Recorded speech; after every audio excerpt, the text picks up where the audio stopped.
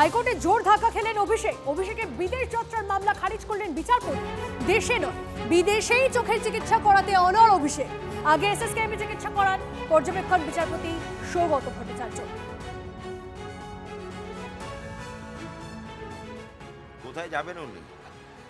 ED আর CBI এর বেষ্টনী থেকে বেরিয়ে পালানোর যে প্রচেষ্টা ছিল সেটা বিচারপতি শেষ করে দিয়েছেন।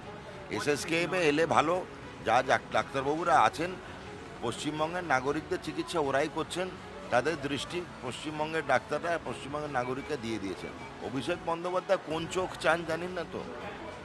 পিসিমণির চোখের মণি, সেই চোখের মণি এখন ইডি আর সিবিআই খুঁজে বেড়াচ্ছে।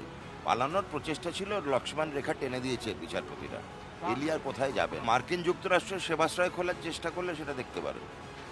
আমাদের এখানে তো অনেকগুলো খুললেন সেবাশ্রয়, দেখুন ডোনাল্ড ট্রাম্পের সঙ্গে কথা বলে ওখানে সেবাশ্রয় খোলেন কিনা। এভাবে পালানোর কোনো চেষ্টা করে তো লাভ নেই। লোকে বুঝতে পারছে, জনগণ বুঝতে পারছে উনি কি চাইছেন। চোখ দিয়ে তো সবই দেখতে পাচ্ছেন। উনি তো বলে দিচ্ছেন যে 31-এ নাকি আমাদের দেখে নেবেন। 31-এ জুলাই পেরিয়ে গেল, কিছুই করতে পারলেন না। আমার মনে হয় না ওনার কোথায় কোনো বিশ্বাসযোগ্যতা আছে। যেমন বেনি তেমনি রবে, চুল ভেজাবো না, তো অনেকটা সেরকম ব্যাপার। আমি আগে যেখানে চিকিৎসা করিয়েছি সেখানেই যেতে চাই, এসএসকেএম হাসপাতালে আমি যাব না। মানে আদালতেরও ঊর্ধ্বে আসলে, মানে পিসির অভয়ারণ্যের মধ্যে থাকতে থাকতে গোটাটাই যেহেতু মগের মুলুকে পরিণত হয়েছিল, মানে আদালতের কথাও, হাইকোর্টের কথাও কিছু নয়, সুপ্রিম কোর্টের কথাও কিছু নয়, আমি যাব না। যেতে হবে ঘুরে ফিরে জন হপকিন্সেই। তার কারণ হচ্ছে আমাদের আশঙ্কা যে উনি একবার যদি কোনোভাবে এই অছিলায় বেরোতে পারেন, ডিপ্লোম্যাটিক পাসপোর্ট, লাল পাসপোর্টের ইমিউনিটি সহ উনি আর এমুখো হবেন না। ক্ষমতাচ্যুত হওয়ার 2 বছরের মাথায় বাংলাদেশে ফেরার জোরালো বার্তা শেখ হাসিনা। 4 মাসের মধ্যেই বাংলাদেশে ফিরবেন ভার্চুয়ালি বার্তা শেখ হাসিনা। 2024-এর 5ই অগস্ট ক্ষমতাচ্যুত হন মুজিব কন্যা, বাধ্য করা হয় বাংলাদেশ ছাড়তে। ঠিক 2 বছরের মাথায় তিনি জানালেন আগামী ডিসেম্বরে দেশে ফিরবেন।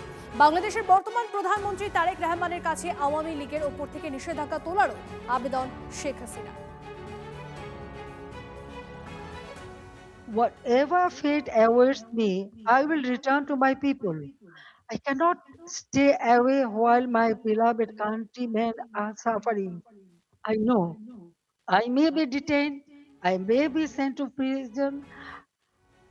They may try to enforce verdicts issued in fabricated cases, but fear cannot decide my duty to the people. My life moved beyond calculations of personal safety long ago. I want to return to Bangladesh to one purpose: to stand beside the people and help improve their lives. The people are the source of all power.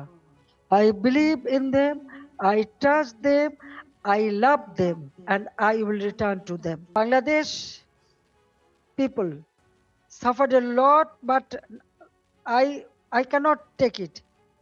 And that's why I decided to go back. The time, December month is our victory month. So I want to go back in the month of December.